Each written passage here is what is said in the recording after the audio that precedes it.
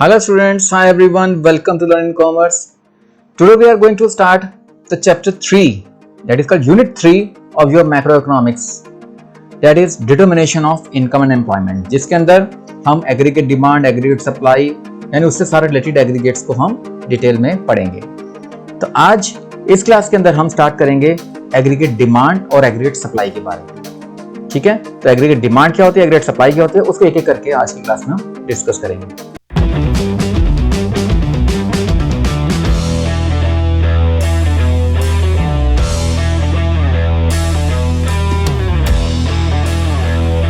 सबसे पहले बात करते हैं एग्रीगेट डिमांड होती क्या है।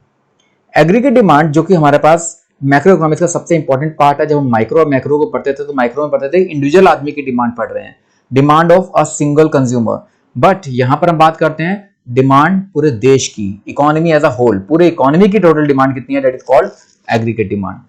तो it refers to total demand of all the economic units, जितने भी देश के अंदर इकोनॉमिक यूनिट्स हैं उन सभी इकोनॉमिक यूनिट्स की टोटल डिमांड देश में कितनी है।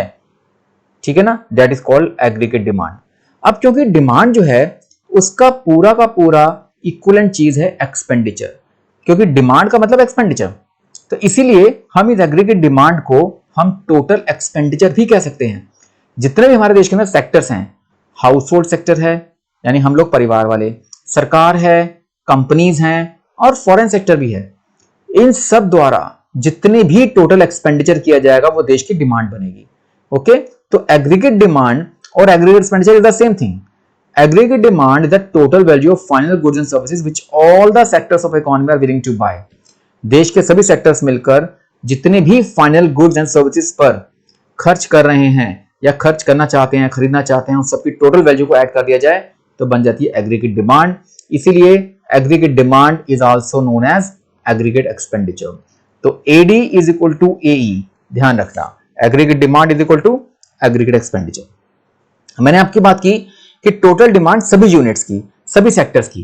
अब वो सेक्टर्स कौन कौन से हैं, यानी कि कंपोनेंट्स क्या क्या हैं इस एग्रीगेट डिमांड के, वो हम पढ़ने जा रहे हैं।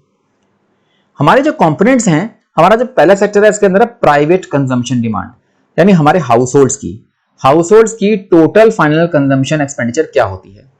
हम लोग टोटल डेली नीड्स पर क्या खर्च करते हैं, हम खाने पर खर्च करते हैं, कपड़े पर खर्च करते हैं, एंटरटेनमेंट पर खर्च करते हैं, इलेक्ट्रिसिटी पर खर्च करते हैं, कई सारे ऐसे खर्चे हम लोग करते हैं। ठीक है ना, तो जो भी एक्सपेंडिचर हम हाउस होल्ड्स खर्च करते हैं अपने डेली यूज की आइटम्स पर, उसको हम प्राइवेट या house hold final consumption expenditure के अंदर इंक्लूड करते हैं। इसके अंदर एक और आइटम है expenditure incurred by non profit institution serving house holds. तो ऐसी एनजीओ या ऐसी एनपीओ जो हाउस होल्ड को सर्विस दे रही है उनके खर्चों को भी ऐड कर दिया जाए तो वो हमारी बन जाती है प्राइवेट फाइनल कंजम्पशन एक्सपेंडिचर। तो ये हाउस होल्ड का जो पहला कंपोनेंट है, इसमें अंदर दो हमने बात की प्राइवेट के अंदर, एक तो हाउस होल्ड का खर्चा डेली यूज पर, फूड, क्लोथ, एंटरटेनमेंट वगैरह पर, साथ साथ जो नॉन प्रॉफिट इंस्टीट्यूशंस जो सर्विस दे रहे हैं इन हाउस होल्ड्स को, उनके भी खर्चों को हम इसी हेडिंग में ऐड करते हैं। अब ये जो डिमांड है, डिमांड के जो पहला कंपोनेंट है हाउस होल्ड्स, इनकी डिमांड किस चीज पर डिपेंड करती है। हम लोगों की डिमांड डिपेंड करती है हमारी इनकम के ऊपर, और उससे भी स्पेसिफिक डिस्पोजेबल इनकम पर। इनकम बढ़ेगी तो हमारे खर्चा बढ़ता है, इनकम कम होती है हमारे खर्चे कम होते हैं। तो it depends on disposable. Disposal का मतलब होता है हमारी जो इनकम आती है उसमें से टैक्स कितना बनता है, टैक्स देने के बाद जो हमारे हाथ में बचता है उसको जो कुछ मर्जी कर सकते हैं उस पैसे का, that is called disposable income. तो इनकम में से इनकम टैक्स माइनस करके निकलती है डिस्पोजेबल इनकम, और उस डिस्पोजेबल इनकम पर डिपेंड करती है हमारी कंजम्पशन की डिमांड। ओके, तो अगर इनकम बढ़ेगी तो कंजम्पशन भी बढ़ेगी हाउस होल्ड्स की और नॉन प्रॉफिट इंस्टीट्यूशंस की।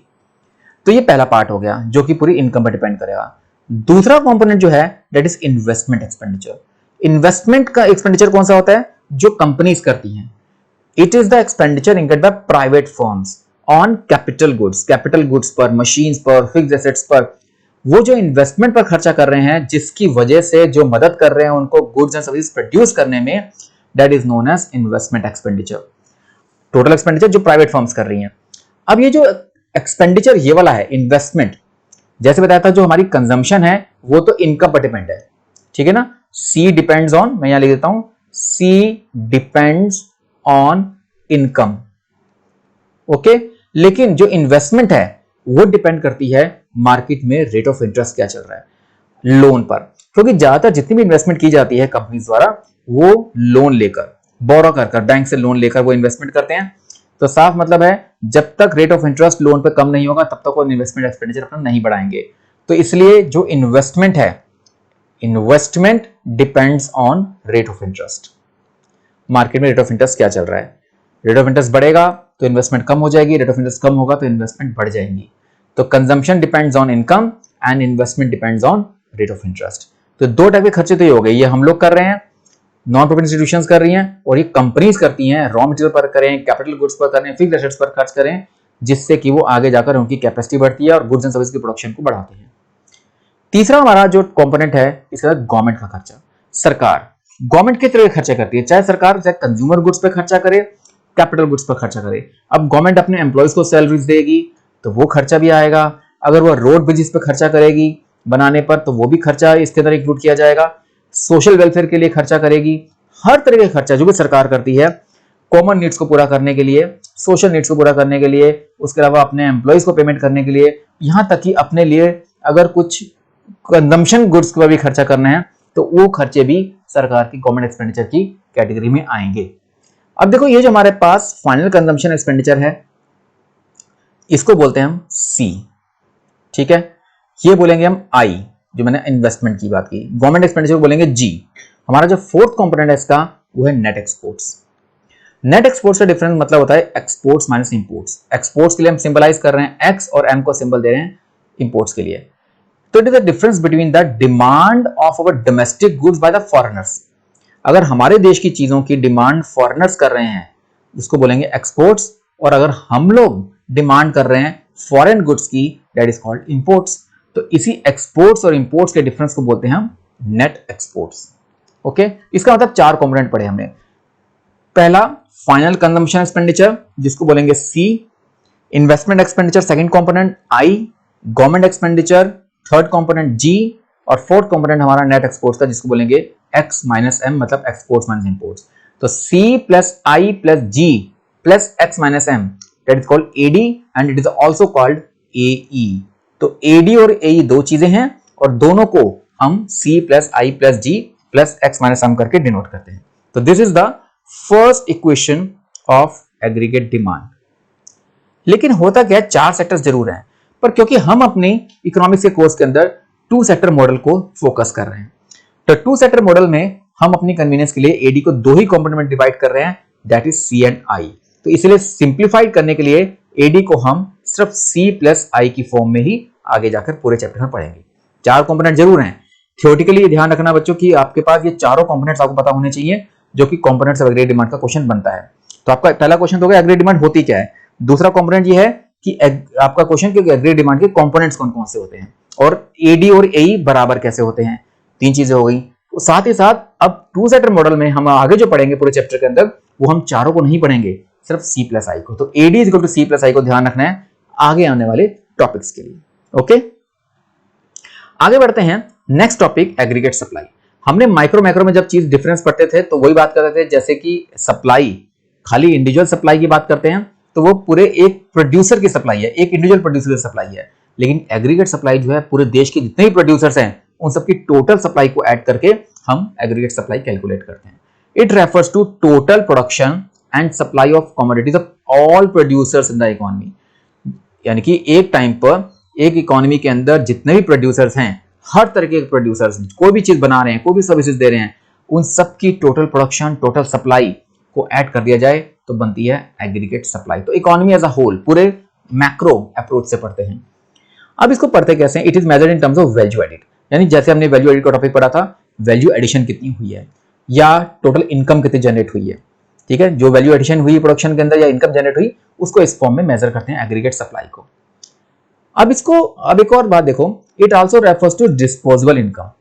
आपको एक चीज बताऊं कि एग्रीगेट सप्लाई को नेशनल इनकम बोलते हैं, कैसे बोलेंगे आपको अभी मैं अगली ही सेक्शन में बताने वाला हूं। It refers to disposable income which consist of two components, that is consumption and saving. अब होता क्या है, इस चीज को समझने के लिए मैं आपको वो जो बताने जा रहा हूं कि एग्रीगेट सप्लाई को नेशनल इनकम क्यों बोलते हैं। पहले इसको देखते हैं। अब देखो हमने देखा एग्रीगेट सप्लाई का मतलब क्या होता है, स्टेप बाय स्टेप देखना। एग्रीगेट सप्लाई का मतलब है टोटल प्रोडक्शन। 4 सेक्टर्स हमारे हैं, उन सबकी प्रोडक्शन को ऐड कर लो तो एग्रीगेट सप्लाई आती है। प्रोडक्शन से इनकम जनरेट होती है, वो नेशनल इनकम चैप्टर हमने देखा, और फिर वो इनकम डिस्ट्रीब्यूट किस में होती है, उन फैक्टर्स में जिन लोगों ने कंट्रीब्यूशन की है इस प्रोडक्शन प्रोसेस के अंदर। Land, labour, capital, entrepreneur. Land, labour, capital, entrepreneur को उनके कंट्रीब्यूशन के बदले में इनकम डिस्ट्रीब्यूट की जाएगी in the form of rent, wages, interest and profit. ठीक है ना, लैंड को रेंट, लेबर को वेजेस, कैपिटल को इंटरेस्ट और एंटरप्रेन्योर को प्रॉफिट। तो मतलब क्या बताया मैंने आपको कि शुरुआत हुई हमारी एग्रीगेट सप्लाई से, जिसको बोलते हैं प्रोडक्शन। प्रोडक्शन से पैदा हुई इनकम, इनकम डिस्ट्रीब्यूट हुई उन फैक्टर्स में जिन फैक्टर्स ने इस प्रोडक्शन में कंट्रीब्यूट किया। अगर हम इस इनकम को ऐड कर दें नेशनल लेवल पर तो बन जाती है नेशनल इनकम। आपने नेशनल इनकम कैलकुलेट किया है, यानी कि compensation employees, rent, wages, interest, profit, mixed income, सबको ऐड करके हम क्या निकालते थे, डोमेस्टिक इनकम यानी एनडीपीएफसी। और उसको अगर हम नेशनल लेवल पर यानी एनएफआई ऐड कर देते थे तो नेशनल इनकम बन जाती थी। तो मैंने आपको नेशनल इनकम वाला चैप्टर है उसके बेस पे समझाया है कि कैसे इस एग्रीगेट सप्लाई को हम नेशनल इनकम बोलते हैं। दोबारा रिवाइज देखो, स्टार्ट कहां से किया, aggregate supply means production. Production से पैदा हुई इनकम, इनकम डिस्ट्रीब्यूट हो गई इन 4 फैक्टर्स में in the form of rent, wages, interest, profit, और इन चारों को ऐड कर दिया जाए नेशनल लेवल पर तो बन जाती है नेशनल इनकम। इसीलिए एग्रीगेट सप्लाई को हम बोलेंगे नेशनल इनकम, जिसका सिंबल है वाई। अब मैं आपको वापस आता हूं उस चीज पर कि हाँ, हमारी जो एग्रीगेट सप्लाई है वो डिस्पोजेबल इनकम के बराबर है। हम अपनी इनकम में से क्या करते हैं, हम अपनी इनकम में से या तो कंज्यूम करेंगे या सेव करेंगे। शुरुआत बताई थी इनकम में से अगर इनकम टैक्स माइनस कर दें तो निकलते डिस्पोजेबल इनकम। उस डिस्पोजेबल इनकम में से या तो हम कंज्यूम करेंगे या सेव करेंगे, मतलब C+S। अपनी इनकम में से अपने जरूरत के लिए खर्चा करने के बाद बाकी आदमी बचा लेता है। तो इसलिए हम वाई को यानी कि जो हमारी इनकम है, इनकम को हम कंजम्पशन और सेविंग कंपोनेंट में डिवाइड करते हैं। और वाई क्या चीज है मैंने आपको बताया, income, national income is equal to aggregate supply. इसीलिए aggregate supply is equal to national income और aggregate supply is equal to C+S। ठीक है ना, तो हमने ये देख रहे हैं कि आखिर में हमने पढ़ा aggregate supply is equal to Y and Y is equal to C+S। Okay, तो हमने दो चीजें पढ़ ली, aggregate demand is equal to C+I और aggregate supply is equal to C+S which is also equal to Y। Okay, तो अभी आज इस क्लास के अंदर मैंने आपको एग्रीगेट डिमांड और एग्रीगेट सप्लाई के बारे में डिटेल बताया और एग्रीगेट सप्लाई नेशनल इनकम कैसे होती है वो समझाया और उस एग्रीगेट डिमांड की कंपोनेंट्स क्या हैं। ठीक है, अगली क्लास में मैं इससे जुड़े हुए बहुत इंपॉर्टेंट कंसेप्ट्स यानी कंजम्पशन फंक्शन, सेविंग फंक्शन, इसके बारे में डिस्कस करूंगा।